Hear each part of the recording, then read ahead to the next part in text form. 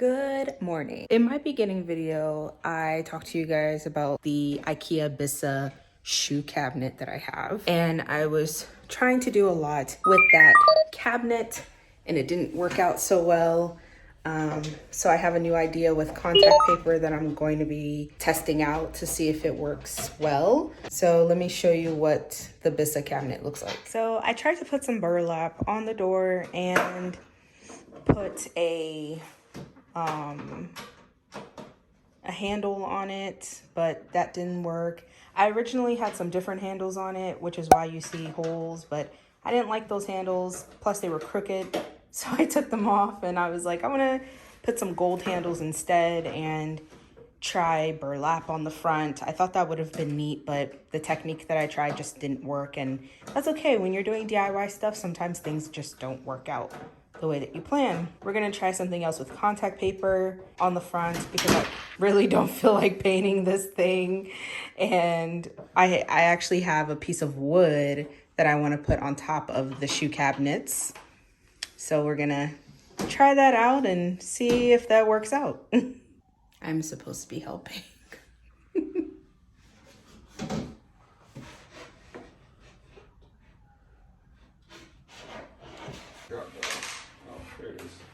What you doing?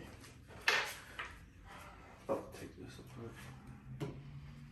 What you doing? You're removing the staples? Yep. Yeah. That was my failed DIY project that we have to fix, but that's okay. What are you doing?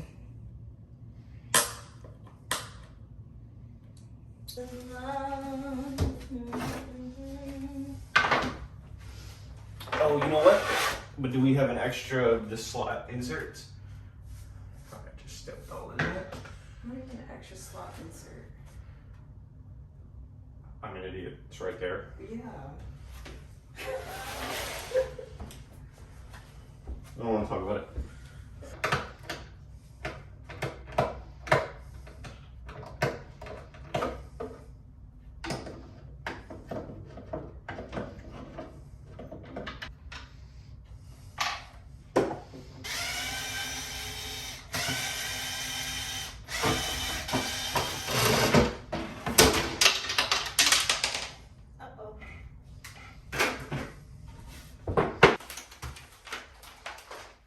We got all the doors off of the shoe cabinet and now we're gonna measure the contact paper to see if we have enough and just kind of test them out to see if we like them on the cabinets. But I'm gonna go to the other room and start doing that. Hi everyone, so I'm going to guide you through what we did to get this contact paper on the Bissa shoe cabinet doors. So first here, me and Ryan took the door, we laid it flat on the back side of the contact paper and just aligned the door to the contact paper before we went ahead and cut it. So you could see here, I just took some house scissors and cut along the line that is on the back side of the contact paper.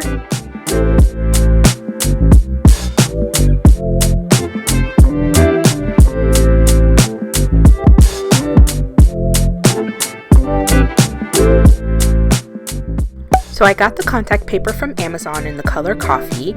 Right here, we're lining the contact paper on the front side of where we're going to be sticking the paper on the door.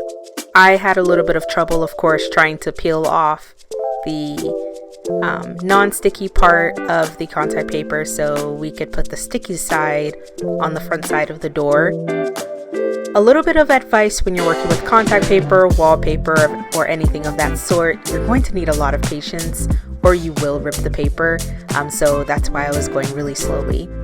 So as I'm sticking the contact paper onto the door, I take my blue smoother tool and then smooth down the paper as I'm pulling, or as Ryan is pulling the non-sticky part of the contact paper off, and then we just slowly take our time.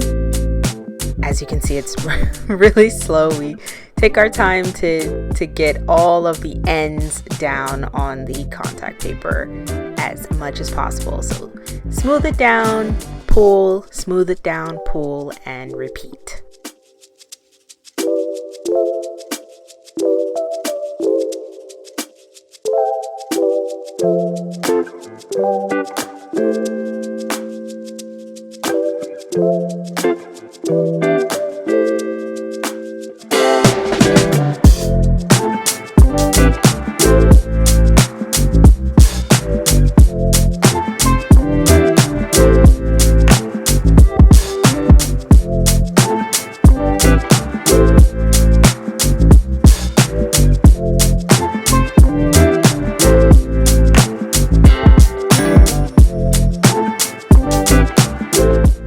Around this point, I noticed that there was the white edge sticking out of the contact paper, so Ryan and I had to pull it off and then line it up properly to then have the contact paper correctly on the door. After we corrected that door, I then took the X-Acto knife and lined it up with my red wallpaper smoother, and then I just slowly tried to cut a straight line, and then I off camera went ahead and cleaned up those edges, so I just didn't show it on camera, but I'll let you go ahead and watch us just put the contact paper on the rest of the doors. Thanks for watching, guys, and don't forget to subscribe.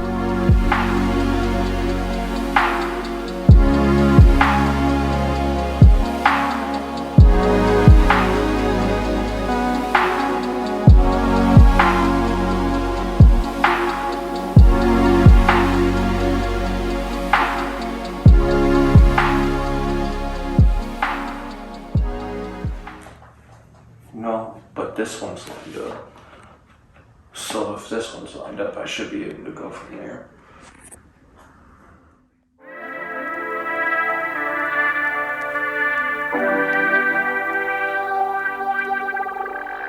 Alright, so I'm heading to the store right now. I hope that I find what I'm looking for because I really want to get that thing done so I can start decorating it for fall. Since fall is like tomorrow, I really want to start just kind of getting ready for the holidays.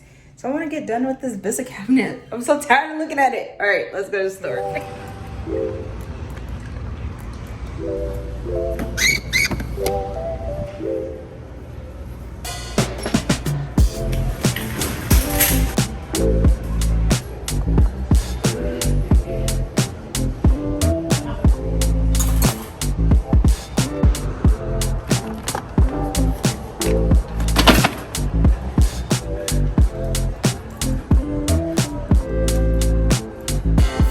Finished at IKEA and I got a couple things. I got what I was looking for, but then I also saw some other like decor pieces that I thought were pretty cute for like fall. So I'm gonna now head over to Home Depot and get some paint samples. I'm thinking about painting our coffee table, so that will be in another video coming up soon, but I just want to go to Home Depot to get some paint samples to see like what colors I want to do and just go from there. Hopefully we'll get this shoe cabinet done today. If not, hopefully tomorrow. And we're off to Home Depot.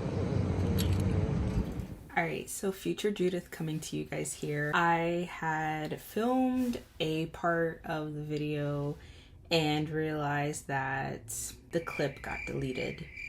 Don't know how it happened and I can't get it back. In the next part of this video, it's me coming back from Home Depot.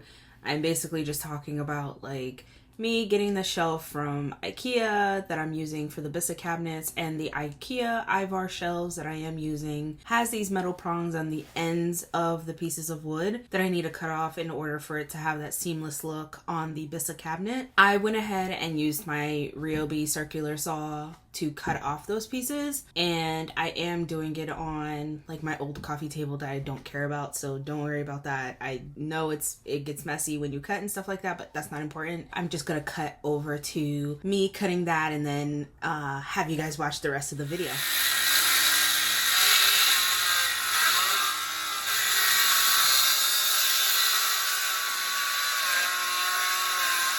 So I cut off those pieces off of the wood. Show you. Now I just have like this blank piece of wood. I did a dry fit on the cabinet and it looks absolutely gorgeous. I'm excited to stain this and put it on the cabinet.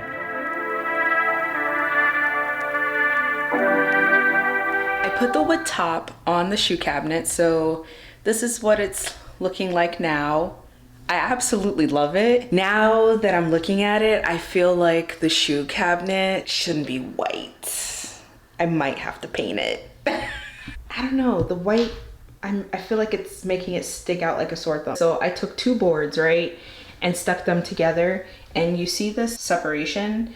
I need to take some wood filler and put it in the hole, and then I'm gonna take some sand.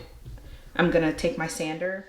I learned the hard way that you do not stain, then sand, then put wood filler, then stain, and then sand again. Next time I do something like this, I will sand first, then put wood filler, and then stain last.